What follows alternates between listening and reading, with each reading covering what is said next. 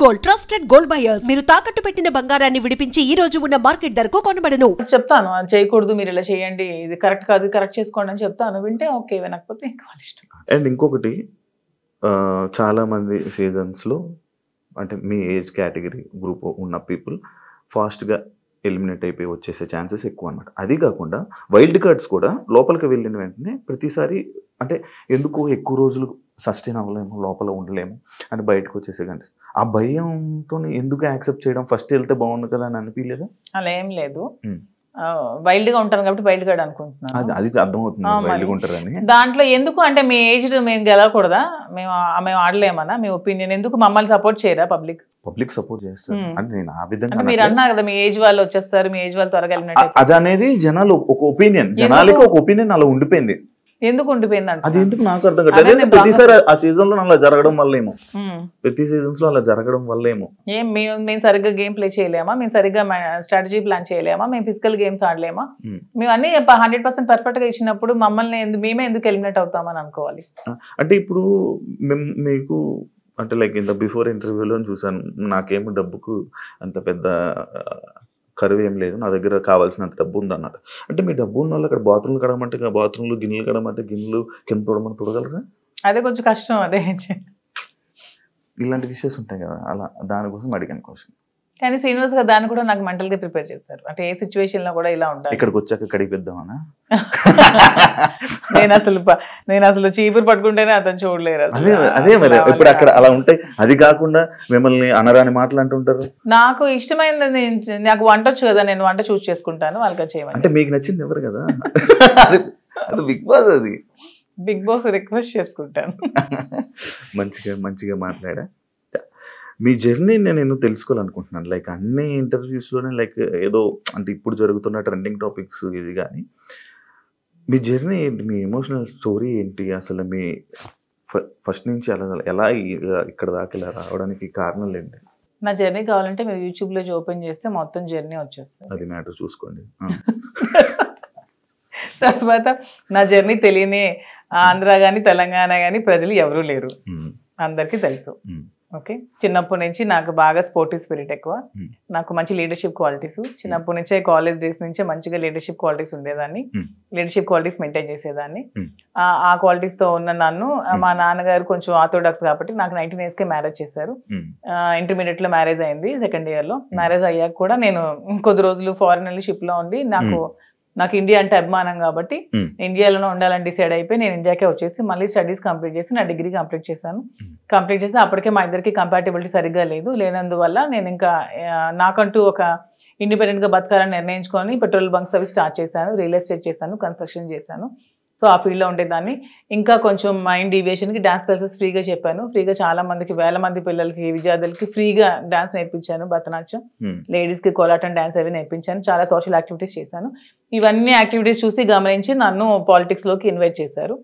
Invite చేశాక పాలిటిక్స్లో కూడా చాలా యాక్టివ్గా పార్టిసిపేట్ చేశాను, బాగా తిరిగేదాన్ని, బాగా ప్రజలతో ఇంకా కొంచెం మమేకమై తిరిగినప్పుడు నాకు వస్తున్న ఫేమ్ని, నా పడుగుతున్న గ్రాఫ్ని తట్టుకోలేక నా పార్టీలో ఉన్న చాలా మంది నన్ను తొక్కాలని చూశారు.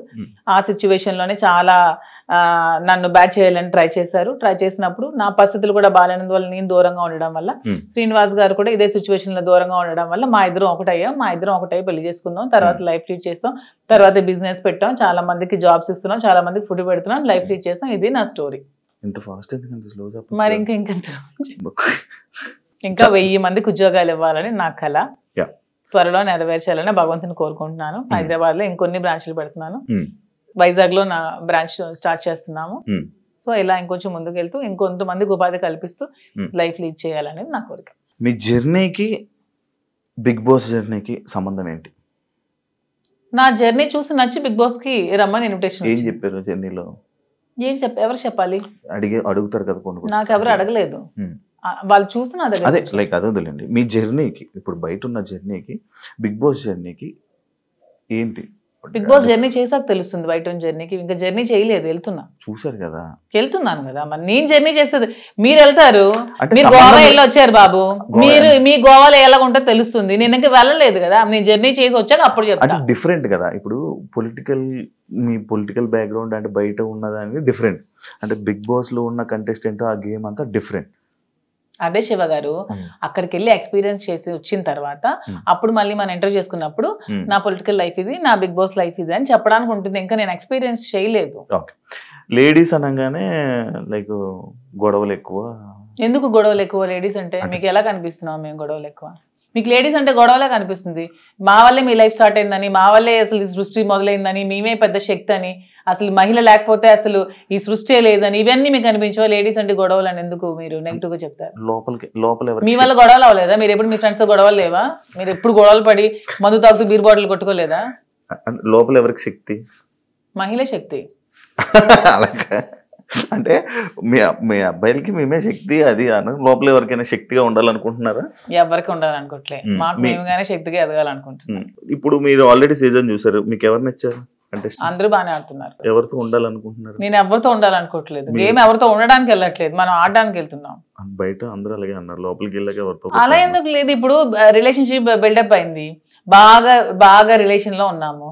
కప్పు నీకు కావాలా ఫ్రెండ్కి కావాలని నాగార్జున గారు అడుగుతారు, నేను ఇస్తానా? ఇవ్వను కదా, నాకే కావాలంటాను. దానికి ఎందుకు మన రిలేషన్షిప్ మెయింటైన్ చేసి బాధపడి, రిలేషన్స్ మెయింటైన్ చేసి నామినేట్ చేయడానికి కూడా బాధపడాలి? చేయకూడదు, అసలు చేయలేము. నేనైతే చేయలేను. నామినేట్ చేస్తే చేయనియండి, నేను అవుతా రిలేషన్స్ చేయనియండి, జనాలు ఆదరిస్తారు. ఆదరించకపోతే వచ్చేస్తాను. నన్ను హౌస్ లో ఉండకూడదు, మాదిరి బయటే ఉండాలి అని అనుకుంటే ఓకే, వచ్చేస్తాను 1 week. యాక్సెప్ట్ చెయ్యాలి, అదే కదా లైఫ్. అంతే. నేను ఇంకోటి, ఇది పర్సనల్ క్వశ్చన్ అనుకోవచ్చు, లేకపోతే ఏదైనా అనుకోవచ్చు.